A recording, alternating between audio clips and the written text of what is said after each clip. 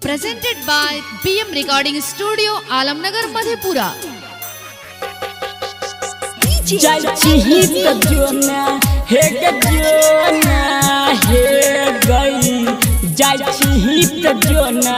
हे गजोना गे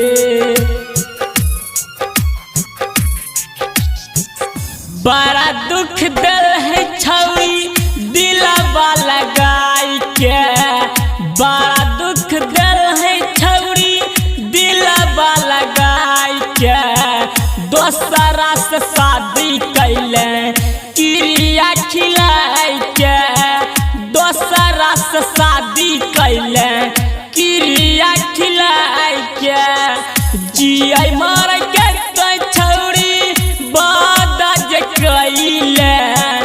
जिया मर के छौरी बादा जे कैले दोसरा से मंगिया भरैले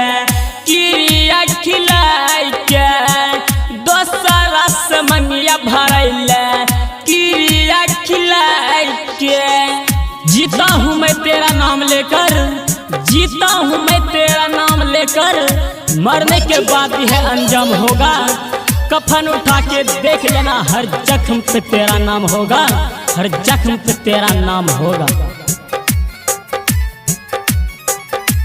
Presented by BM Recording Studio, Alamnagar, Madhepura. वादा करके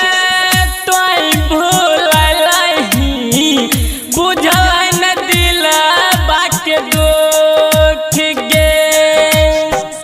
मन के मंदिर में तोरा बसलियो अपना दीवानी के छौरी मन के मंदिर में तोरा बसलियो अपना दीवानी के छौरी राइटर अक्षय राज से दिलवा लगाई के राइटर अक्षय राज से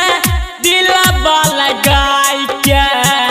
गोपला से शादी कैले क्रिया खिलाई के पंकज से शादी कैले क्रिया खिलाई के बड़ा दुख दिल है छौरी दिलवा लगाई के बड़ा दुख दिल है छौरी दिलवा लगाई के दोसरा से शादी कैले क्रिया खिलाई के दोसरा से शादी कैले क्रिया खिलाई के जिया